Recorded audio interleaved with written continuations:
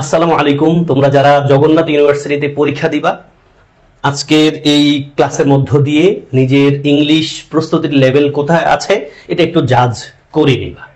চলো আমরা শুরু করি। আমরা আজকে বেসিকলি 17-18 সেশনের বি ইউনিটের ইংলিশ প্রশ্ন সমাধান করব। চলো, প্রথম যে প্রশ্ন দেখা যাচ্ছে, although he felt very dash he smile dash. এবং একটা কথা বলি, শুনো, তোমরা জগন্নাথে যারা পরীক্ষা দিবা, আমি খুব করে বলতে পারি তোমাদের অধিকাংশ মানুষের সামহাউ ঢাকা ইউনিভার্সিটির পরীক্ষা দিয়েছো, প্রস্তুতি নিয়েই পরীক্ষা দিয়েছো। তোমার ওই প্রস্তুতিটাকে ঝালাই করতে থাকো, বোথ এমসিকিউ এবং রিটেনের জন্য। এবং রিটেনের জন্য আমি ঢাকা ইউনিভার্সিটির একটা প্লে লিস্ট করেছি, মোটামুটি 17-18টা ক্লাস সম্ভবত আছে, 15 থেকে 18টা ক্লাস। ওই ক্লাসগুলো করো, তোমার প্রস্তুতি কিন্তু জগন্নাথের জন্য খুব ভালোভাবেই হয়ে যাবে। পাশাপাশি আমি ঢাকা ইউনিভার্সিটির জন্য অনেকগুলো ক্লাস নিয়েছি, ডিইউ এমসিকিউ এক্সাম নামে, তোমরা সেগুলো ফলো করতে পারো। কারণটা হলো, জগন্নাথের প্রশ্নের প্যাটার্নে তুমি ঢাকা ইউনিভার্সিটির ছোঁয়া দেখতে পাবা। ওকে, যেমন প্রথম যে প্রশ্নটা দেখে আমার মনে পড়েছে, এই প্রশ্নটা ঢাকা ইউনিভার্সিটির বি ইউনিটে একবার এসেছিল। আনসার করার ট্রাই করো। Although he felt very dash he smile dash. উত্তর নিশ্চয়ই তোমরা, আমি জানি, ডি নাম্বারটাকেই নিবা যাদের প্রস্তুতি ভালো আছে। দেখো, অলদো একটা কনজাংশন, পুরো বাক্যটাকে আমরা কমপ্লেক্স সেন্টেন্স বলি, এবং অলদো দিয়ে যেই পাশে, অলদো দিয়ে যে বাক্য লেখা থাকে অন্য পাশে তার উল্টা কথা বলা থাকে। তাহলে অলদো, যদিও হি ফেল্ট ভেরি অ্যাংরি, এবং আমরা ভেরি শব্দটা অ্যাডভার্ব, অ্যাংরি শব্দটা অ্যাডজেক্টিভ, আমরা এটা বুঝতেই পারছি। অ্যাংরিলি হয় না, অ্যাংরি হতে পারে। সি আর ডির মধ্যে আমরা ডি নাম্বারটাকে নিলাম বাকি সেকেন্ড অপশনটা ঠিক রাখার জন্য। তাহলে although he felt very angry, যদিও সে খুব রাগান্বিত ছিল, he smiled in a friendly manner, সে খুব ভালো মানে বন্ধু সুলভ ম্যানারে হেসেছিল। এখন বলতে পারো, স্যার ফ্রেন্ডলি শব্দটা দিতে পারি না? তোমরা নিশ্চয়ই জানো ভাইয়া যে ফ্রেন্ড, FRIEND, ফ্রেন্ড শব্দটা নাউন, এটার সাথে যদি এলওয়াই যুক্ত হয় শব্দটা কিন্তু অ্যাডজেক্টিভ, তাই না? তাহলে স্মাইল শব্দটা কিন্তু ভার্ব, একটা ভার্বকে মডিফাই করার জন্য একটা অ্যাডভার্ব প্রয়োজন। কি প্রয়োজন? একটা অ্যাডভার্ব প্রয়োজন। তাহলে ফ্রেন্ডলি দিলে কিন্তু মিলে না। এখন ফ্রেন্ডলি শব্দটা নিজে যেহেতু এলওয়াই হলে আমরা অ্যাডভার্ব জানি, এলওয়াই হয়ে অ্যাডজেক্টিভ, এলওয়াই হয়ে অ্যাডজেক্টিভ যে শব্দটা আছে এটাকে অ্যাডভার্ব বানানোর উপায় হলো, আমরা ওই এলওয়াই যুক্ত শব্দটার আগে ইন এ লিখি, পরে ম্যানার অথবা ওয়ে লিখি, ইন আ ফ্রেন্ডলি ম্যানার অথবা ইন আ ফ্রেন্ডলি ওয়ে লিখি। তাহলে ফ্রেন্ডলি শব্দটা অ্যাডভার্ব হলো ইন আ ফ্রেন্ডলি ম্যানার। তাহলে although he felt very angry he smiled in a friendly manner. আশা করি বুঝতে পেরেছি, সহজ হয়েছে। নেক্সট আনসার করো তো, ভালো question. The flood did not dash us that much. উত্তর হবে অবশ্যই ডি নাম্বারটা।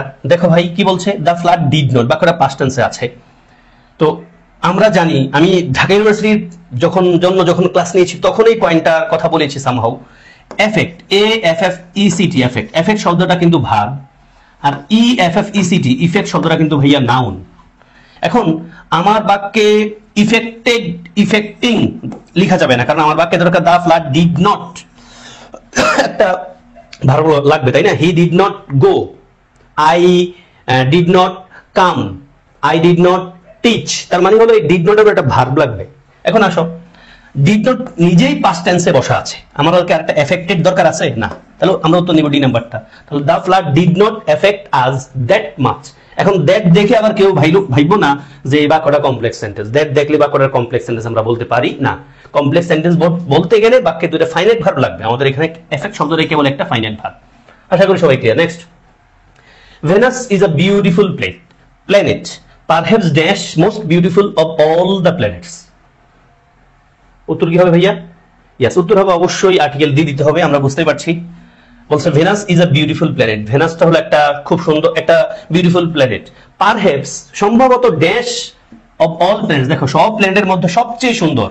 তাহলে একটা সুপারলেটিভ ডিগ্রির আগে আমরা আর্টিকেল ডি লিখি না, the most beautiful of all the planets. তাহলে Venus is a beautiful planet, comma দিয়ে কিন্তু ব্যাখ্যা দিচ্ছে perhaps the most beautiful of all the planet, সব প্ল্যানেটের মধ্যে এটাই সবচেয়ে বেশি সুন্দর সম্ভবত। নেক্সট, মুক্তির গান, দেখো আবার কমা দিয়ে ব্যাখ্যা দিয়েছে। মুক্তির গান কে লিখেছেন? A film by Tareque Masud. তাহলে মুক্তির গান ওয়াজ রিলিজ ড্যাশ 1995। কঠিন কোয়েশ্চেন ভাইয়া? না, নিশ্চয়ই সবাই পেরেছো, আমি জানি 100% পেরেছো। অবশ্যই উত্তর ইন 1995, 1995 সালে মুক্তির গান মানে রিলিজ হয়েছিল। ওয়াজ রিলিজ, দেখো পেসিভ মুডটা দেখো, ওয়াজ রিলিজ, এটা দিয়ে আবার কারেকশন আকারে প্রশ্ন দিতে পারেন। মুক্তির গান রিলিজড ইন 1995, মুক্তির গান হ্যাজ রিলিজড ইন 1995, মুক্তির গান হ্যাড রিলিজড ইন 1995, মুক্তির গান রিলিজড ইন 1995, উত্তর হবে মুক্তির গান ওয়াজ রিলিজড, প্যাসিভ মুড এবং পাস্ট টেন্সে যেহেতু 1995 আছে। Next, choose the correct passive form. His act surprised me, তার কাজ আমাকে আশ্চর্য করেছিল, পাস্ট টেন্সে আছে। এটার প্যাসিভটা কি? ট্রাই। ইয়েস, উত্তর হবে, আমরা বেসিক্যালি জানি ভাইয়া প্যাসিভ করতে গেলে আমরা একটা বাই প্রেপোজিশনের পর একটা অবজেক্ট লিখি, তাই তো? বাট সারপ্রাইজের মতো কিছু ভার্ব আছে যাদের সাথে আমরা বাই লিখতে পারি না, এট, উইথ এরকম কিছু লিখতে হয়। তাহলে সারপ্রাইজের সাথে কিন্তু প্যাসিভ সেন্টেন্স আমরা কি লিখতে হয়? এট। অ্যাক্টিভে সারপ্রাইজের পরে প্রেপোজিশন লিখতে হয় না, প্যাসিভে কিন্তু এট লিখতে হয়, বাই লেখা যায় না। তাহলে আই ওয়াজ সারপ্রাইজড, মিটার আমরা আই বানিয়েছি। তারপর আমরা জানি প্যাসিভ সেন্টেন্সে অবশ্যই একটা বিভার্ব থাকে, যেহেতু পাস্ট টেন্সে আছে ফলে একটা ওয়াজ নিলাম, ভার্বের পাস্ট পার্টিসিপল ফর্ম থাকে সেটা নিলাম। একটা প্রিপোজিশন বাই লিখতে মন চাইলেও বাই লেখা যাবে না, এট লিখতে হবে। হিজ অ্যাক্ট, ওখানে অ্যাক্টে আছে, আমরা অ্যাক্টে রাখবো, অ্যাকশন দিব কেন? তাহলে I was surprised at his act, আমি তার কাজে সারপ্রাইজ হয়েছি। এবং অ্যাক্ট শব্দটার দুটো ফর্ম আছে, তোমরা নিশ্চয়ই পড়ে থাকো। অ্যাক্ট অর্থ আইনও হয়, তাই না? অ্যাক্ট অর্থ আইন হয়, আবার অ্যাক্ট মানে কাজ করাও কিন্তু হয়, কাজ করা এবং কাজও হয়। তাহলে অ্যাক্ট শব্দের দুটো অর্থ আছে, ভার্ব আকারে যদি, নাউন আকারে যদি ধরি আমরা, তাহলে অ্যাক্ট অর্থ হলো আইন, যদি নাউন ধরি ভাইয়া, অ্যাক্ট অর্থ আইন, আবার অ্যাক্ট অর্থ কাজ। অ্যাক্ট অর্থ কি? কাজ। এখানে কাজ কিন্তু অর্থ এসেছে। এবং অ্যাক্ট শব্দটা যদি ভার্ব আকারে ব্যবহৃত হয়, তখন এই আইন প্রণয়ন করার অর্থে আমরা ইনএক্ট ইউজ করি। ইনএক্ট কি ব্যবহার করি? ইনএক্ট।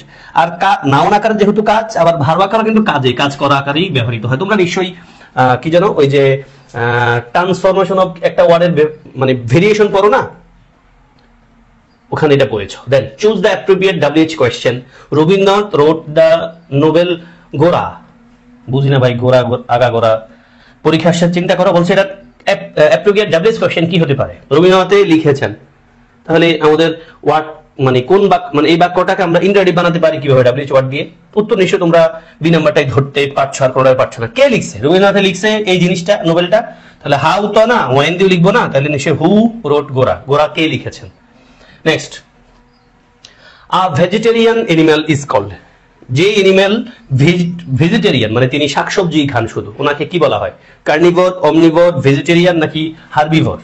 নিশ্চয় আমরা আনসার করব, এবং এটা অনেক জায়গায় এসছে ভাইয়া, উত্তর হবে হার্বিভোর, এ হার্বিভোর। তাহলে এই vegetarian animal is called a herbivore. Next, choose the correct sentence, মানে কারেকশন আকার একটা প্রশ্ন, আগেন মোটেও কঠিন না, চিন্তা করতে পারো। Tanvir completed the game brilliantly, Tanvir complete the game brilliantly, Tanvir has completing the game brilliantly, Tanvir had complete the game brilliantly. আমি জানি সবাই উত্তর নিবা এই নাম্বারটাকে, কারণ বি নাম্বারে তানভীর কমপ্লিট হয় না, কারণ প্রেজেন্ট ইনডিফিনিট টেন্সে সাবজেক্ট যখন থার্ড পারসন সিঙ্গুলার নাম্বার, ভার্বের সাথে আমরা এস বা ইএস লিখি, এটা নাই, বাদ। হ্যাজ এর পরে কমপ্লিটিং হয় না, হ্যাজ কমপ্লিটেড থাকলে আমরা হাতে রাখতাম। হ্যাড কমপ্লিট, হ্যাড এর পর আবার ভার্বের V3 লাগে, ফলে আমরা উত্তর নিব এই নাম্বার। পাস্ট ইনফিনিট টেন্সে আছে Tanvir completed the game brilliantly, অ্যাডভার্বটা লাগবে, এই অ্যাডভার্বটা কমপ্লিট ভার্বটাকে মডিফাই করছে বিধায় অ্যাডভার্ব। অ্যালয় হয়েছে বিধায় অ্যাডভার্ব না, অ্যালয় হলে অ্যাডজেক্টিভ হতে পারে। আমরা যেমন দেখলাম ফ্রেন্ড থেকে ফ্রেন্ডলি, অ্যাডজেক্টিভ কিন্তু সেখানে, আবার এখানে অ্যালয় হয়েছে, এটা অ্যাডভার্ব। কেমনে দেখো, আগে আমরা দেখেছি ফ্রেন্ডের সাথে, ফ্রেন্ড শব্দটা নাউন, নাউনের সাথে অ্যালয় হলে অ্যাডজেক্টিভ। আর এখানে দেখছি দেখো ব্রিলিয়ান্ট শব্দটা কিন্তু একটা অ্যাডজেক্টিভ ইন্ডিভিজুয়ালি, তাই না ভাইয়া? তাহলে ব্রিলিয়ান্ট শব্দটা যেহেতু অ্যাডজেক্টিভ, অ্যাডজেক্টিভের সাথে অ্যালয় হলে অ্যাডভার্ব। আবার অ্যাডভার্ব এই অ্যালয়ের চিন্তা করা ছাড়াও আমরা পাচ্ছি, কারণ কমপ্লিট ভার্বটাকে মডিফাই করছে ব্রিলিয়ান্টলি, ফলে এটা adverb. Next, choose the correct sentence, আবার একটা কারেক্ট সেন্টেন্স, চিন্তা করো একটু। Rampal power plant will use coal in produce electricity, কি আছে? আনসার দেখাই, উত্তর হবে বি নাম্বারটা। অর্থের দিকে অ্যাটেনশন দিতে হবে। বলছে রামপাল পাওয়ার প্ল্যান্ট, দেখো সব জায়গায় কথাটা আছে, Rampal power plant, Rampal power plant সব জায়গায় আছে। ইউজ মানে আচ্ছা, রামপাল পাওয়ার উইল, রামপাল পাওয়ার প্ল্যান্ট লাগবে, এখানে প্ল্যান্ট শব্দটা কিন্তু নাই, মানে এটা একটা নাম আর কি, রামপাল পাওয়ার প্ল্যান্ট। তাহলে উইল ইউজ দেখো সব জায়গায় আছে, উইল ইউজ কোল করবেন। টু প্রোডিউস কি লাগবে? To produce. দেখো আমাদের উইল ইউজ পর্যন্ত কিন্তু ঠিক আছে, উইল ইউজ পর্যন্ত ঠিক আছে, কোলও ঠিক আছে। অনেক বড় পাইলে তুমি একবারে প্যাটার্ন করে মিলাবা, দেখবা আমরা ডি নাম্বারটা পাওয়ার প্ল্যান্ট নাই, বাদ দিছি, বাকিগুলোর মধ্যে দেখো কোল পর্যন্ত আমরা মিল পাইছি। এবার তাহলে রামপাল পাওয়ার প্ল্যান্ট ইউজ করবে, কি ইউজ করবে? কোল করবে। কি জন্য? ইন প্রোডিউস না, কোনো উদ্দেশ্যে কিছু করা বোঝাতে আমরা কিন্তু 2+V1 লিখি, তাই না? ভার্বের বেস ফর্ম লিখি, তাহলে ইন লিখতে পারছি না, টুর পরে আবার ভার্বের সাথে আইএনজি হয় না, উত্তর নিশ্চয় B number. Rampal power plant will use এই পাওয়ার প্ল্যান্টে ইউজ করা হবে coal to produce electricity. Okay, next. Suman has terrible headache. সুমনের খুব মানে ভয়ঙ্কর মারাত্মক হেডেক হয়েছে, এটা আমরা ইংলিশে কি বলতে পারি? ট্রান্সলেশন আকারেও এই প্রশ্নটা পরীক্ষায় এসছে। উত্তর আমরা লিখবো Suman has a terrible headache. Headache headache তাহলে Suman has a terrible headache, সুমনের একটা ভয়ঙ্কর মাথা ব্যথা হয়েছে, সুমনের ভয়ঙ্কর মাথা ব্যথা হয়েছে, তাহলে এই terrible headache. Next, when the weather got worse we had no choice dash to go home. জোস সেন্টেন্স। উত্তর কি হবে? আমি স্টুডেন্টদেরকে প্রায়শ বলে থাকি সেন্টেন্স পড়ার অভ্যাস করতে, বুঝে বুঝে পড়ার অভ্যাস করতে। আমার মনে হয় যদি কেউ আমার এই কথাটা আমলে নেয় তার জন্য প্রশ্ন আনসার করা একেবারে ইজি। উত্তর হবে বাট। এটার গ্রামাটিক্যাল পয়েন্টে ফেলা ঠিক হবে না। বলছে when the weather got worse, যখন আবহাওয়া খারাপ হয়, নিশ্চয় অন্য পাশে পাস্ট টেন্স থাকবে, হেড দেখে পাস্ট পারফেক্ট ভাবা যাবে না, তারপরে কিন্তু ভিথি নাই। উই হ্যাড নো চয়েস, আমাদের কোনো চয়েস ছিল না বাড়িতে যাওয়া ছাড়া, মানে এখানে বাট অর্থ ছাড়া, বাট অর্থ কি? ছাড়া। শব্দটা এমন হলে ভালো হইতো we had no choice without going home, without going home. তাহলে বাকি অর্থ দিকে অ্যাটেনশন দিলে দেখবো বাট ছাড়া কিছু নিতে, কোনোটাই নিতে পারছো না তুমি। তাহলে when the weather got worse, যখন আবহাওয়া খারাপ হয়ে গিয়েছিল, we had no choice without going home, অথবা we had no choice but to go home, বাড়ি যাওয়া ছাড়া আমাদের কোনো উপায় ছিল না। go to home কিন্তু বলা যাবে না। Next, choose the antonym for the given word. Antonym কোনটা এই গিভেন ওয়ার্ডটার? অ্যাবান্ডন। তোমরা নিশ্চয়ই সব বইয়ের শুরুর দিকে একটা ওয়ার্ড অ্যাবান্ডন মানে অনেক বেশি, প্রাচুর্য, একটা অ্যাডজেক্টিভ। এখন অনেক বেশি উল্টাটা কি হতে পারে? রেয়ার, টাইট, প্রফিউজ নাকি স্কেয়ার্স? নিশ্চয় উত্তর তোমরা স্কেয়ার্স নিয়েছো। অ্যাবান্ডন মানে অনেক বেশি, স্কেয়ার্স মানে একবার অপ্রতুল, নাই। Next, which of the following pairs best represents the expressions relationship expressed in the given pair? এইখানে একটা পেয়ার আছে, দেখো, exhausting আর rejuvenation। exhausting মানে হলো একবারে ক্লান্ত হয়ে গেছে, এনার্জি আর নাই। রিজুভেনেশন মানে হলো উদ্যম আছে। তার মানে দেখো এই শব্দটা বিপরীত, মানে বিরুদ্ধরি ওয়ার্ড লেখা আছে। এটা একটা অ্যানালজি, তোমরা নিশ্চয়ই অ্যানালজি পড়ে থাকো যারা আর্টস কমার্সের স্টুডেন্ট, এবং যারা আর্টসের স্টুডেন্ট এবং কমার্সের স্টুডেন্ট তাদের নিশ্চয়ই খুব করে কি পড়তে হয়? অ্যানালজি পড়া উচিত, এবং পরীক্ষা আসেও কম বেশি। তবে যারা সিনিয়র স্টুডেন্ট তাদের জন্য ম্যান্ডেটরি টাইপের কোশ্চেন। তাহলে এক্সস্টিং শব্দটার উল্টা হলো রিজুভেনেশন। আমরা এই রিলেশনে চারটা অপশনে কোথাও পাবো, উত্তর নিশ্চয়ই নাম্বারটা। দেখো, এক্সস্টিং মানে হলো একবারে ক্লান্ত, শেষ হয়ে গেছি। রিজুভেনেশন মানে কিন্তু বল আছে, খুব প্রেরণা আছে, অপোজিট ওয়ার্ড। তাহলে বাকি অপশনগুলোর মধ্যে দেখো, ডিস্টার্বিং মানে হলো ডিস্টার্বিং মানে ডিস্টার্ব করতেছে, অ্যাডজেক্টিভ। সুদিং মানে হলো খুব প্রশান্তিদায়ক, অ্যান্টোনিমাস। বাকিগুলো সব সিনোনিমাস। দেখো, ক্রুয়েল, রুথলেস মানে হলো নিষ্ঠুর, ভ্যাক্সিং, ইরিটেটিং মানে বিরক্তিকর, মিজারেবল, পিটিফুল দুটোই মানে একবারে খারাপ, শোচনীয় অবস্থা বোঝাচ্ছে। তার মানে আমাদের অপশনে যেহেতু একটা বিরোধধর্মী ওয়ার্ড আছে, চারটার মাঝে আমরা কেবল একটাতেই পেলাম বিরোধধর্মী, বাকি তিনটা কিন্তু synonymous word. Then choose the correct verb. Either my shirts or your coat dash always on the floor. Subject verb agreement টপিকটা নিশ্চয়ই সবাই সব জায়গার জন্য পড়ো, সাবজেক্ট ভার্ব এগ্রিমেন্ট। উত্তর হবে অবশ্যই এ নাম্বারটা, ইজ।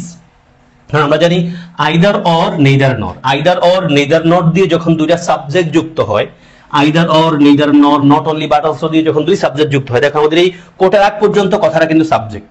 তাহলে আইদার অর নেইদার নর, নট অনলি বাট অলসো দিয়ে যখন দুই সাবজেক্ট যুক্ত হয়, আমরা জানি সেকেন্ড সাবজেক্ট আমাদের ভাগ নির্ধারণ করে, কোটটা সিঙ্গুলার আকারে বসা আছে, ফলে আমরা এটা ইজ নিলাম। Either my shirts or your coat is always on the floor. On the floor এটা খেয়াল রাখতে পারো, প্রিপোজিশন আকারে লেগে যেতে পারে কোথাও, on the floor, in the floor না কিন্তু। Next, there are many coconut trees on dash side of the road। খুব ভালো প্রশ্ন, এটা যে পারবা আমি তার জন্য একটা রিঅ্যাকশন দিয়ে যাব, বলবো যে ভাই তুমি বুঝে বুঝে পড়ার অভ্যাস আছে। চিন্তা করো, there are many coconut trees, অনেক কোকোনাট ট্রিজ আছে, on dash side of the road। শুধু অর্থের দিকে অ্যাটেনশন দিতে হবে, গ্রামারের দিকে অ্যাটেনশন দিতে হবে এখানে। উত্তর হবে ইয়াস, উত্তর হবে ভাইয়া, উত্তর আমি এখানে লিখি নাই, আচ্ছা উত্তর হবে আইদার। কি লিখতে হবে? আইদার। কেন আসো, বলছে there are many coconut trees, অনেক কোকোনাট ট্রিজ আছে, on dash side of the road, রোডের এই পাশে অথবা ওই পাশে। আমরা আইদার দ্বারা কিন্তু বুঝাই এই পাশে অথবা ওই পাশে আছে। এখন তুমি বলবা স্যার বোধ দিলে অসুবিধা কি? বোধ দিলে অসুবিধা নাই, আছে। আচ্ছা কেন ভাইয়া? বোথের পরে কি লিখবা? বোথ পেন্স লিখবে না, বোথ ফ্রেন্ডস লিখবে না, ফ্রেন্ডস, তাই না? বোথের পরে নাউনটা প্লুরাল হতে হয়। একইভাবে অলের পরে নাউনটা কিন্তু প্লুরাল হইতে হয়, মেনির পরে নাউনটা কিন্তু প্লুরাল হইতে হয়।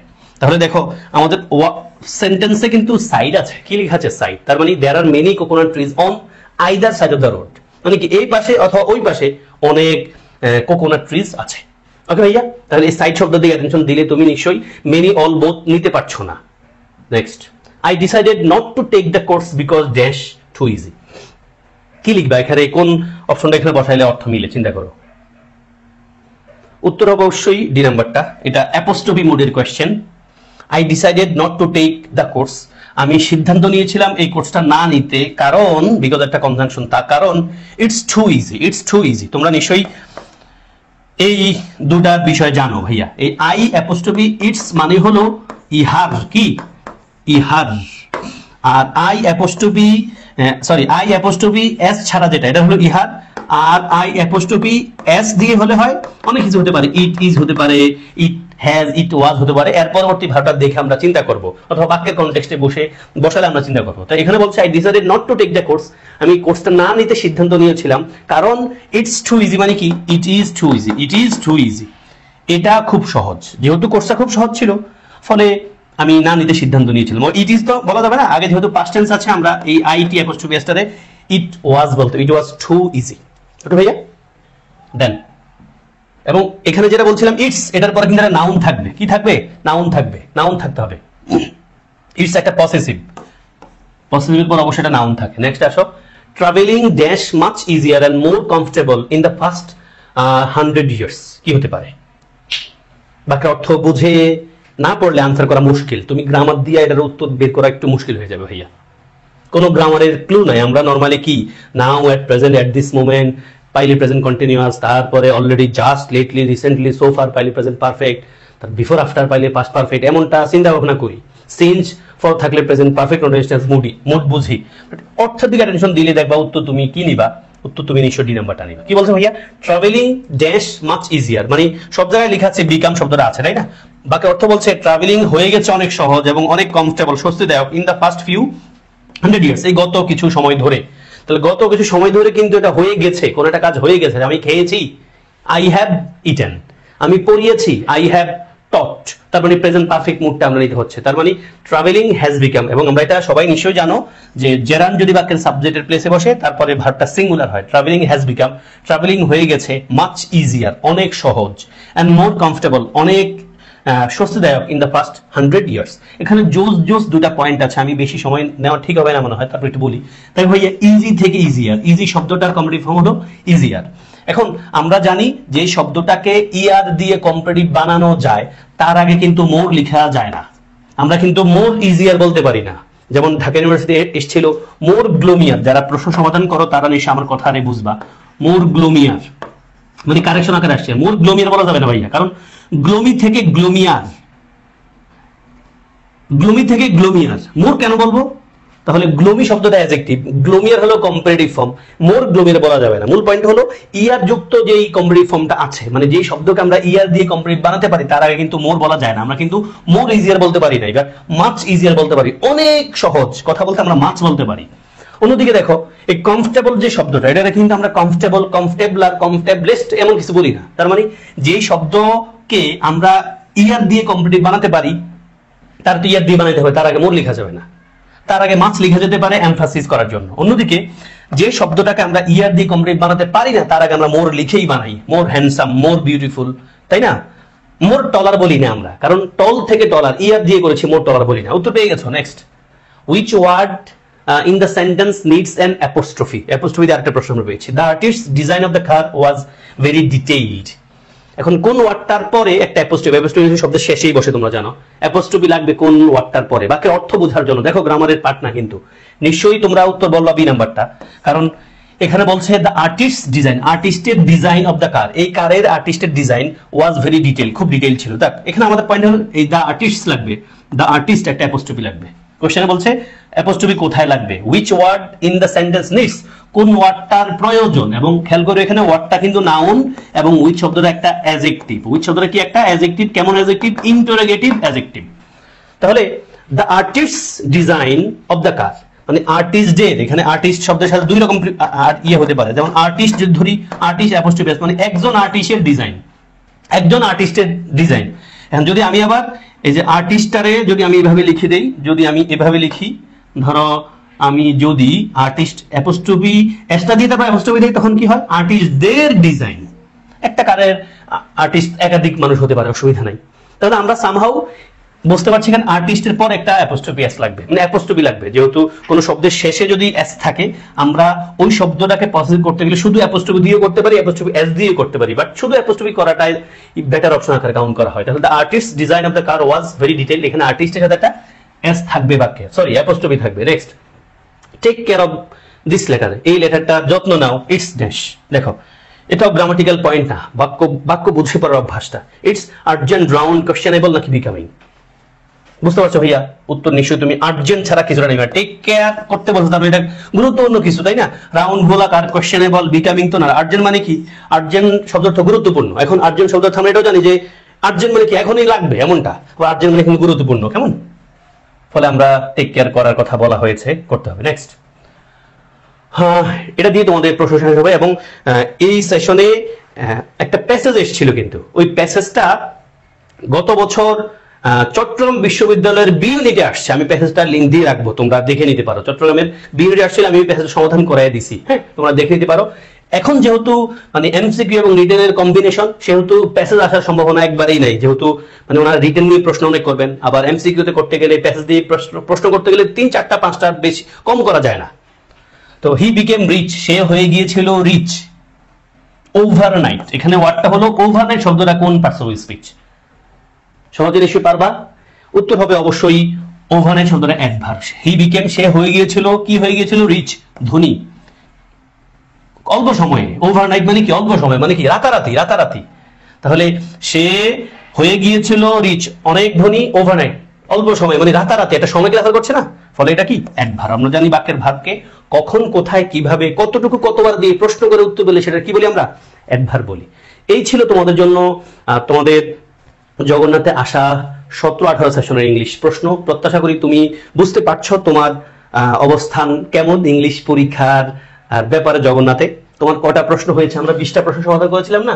আমি বলবো যদি কেউ এমন আছো নিশ্চয়ই এখানে যাদের প্রশ্ন 15+ হয়েছে, এখানে এই প্রশ্নে আগে প্রশ্ন সমাধান করা ছাড়া, এই প্রশ্নটা আগে সমাধান করো নাই, আমার সাথেই করেছো, 15+ হয়েছে বা 15 হয়েছে, তোমার প্রস্তুতি ভালোই আছে আলহামদুলিল্লাহ। এবং যদি কারো আরো কমও হয়, হতাশ না হয়ে বরং তুমি যেগুলো ভুল হয়েছে বুঝে নাও, ওই পয়েন্টে তোমার উইকনেস আছে সেখানে একটু অ্যাটেনশন দাও। এমসিকিউর পাশাপাশি আমি এমসিকিউ ঢাকা ইউনিভার্সিটির জন্য ক্লাস নিয়েছি, সেই ক্লাসগুলো আবার একটু রিভিশন দিতে পারো। রিটেনের জন্য যদি প্যারা থাকে, আমার রিটেনের প্লেলিস্ট করো ভাইয়া, জোস জেনেস দিয়ে রাখছি, হ্যাঁ সেটা নিয়ে কাজ করো, দেখবা তুমি পরীক্ষায় ভালো করবা। তোমাদের বন্ধুদেরকে দেখার সুযোগ করে দিও, আমাকে দয়া রাখিও, ক্লাসে রিঅ্যাকশন দিও। আমার চ্যানেলে যদি নতুন হয়ে থাকো, আমার চ্যানেলে সাবস্ক্রাইব করিও। আসসালামু আলাইকুম ওয়া রাহমাতুল্লাহ।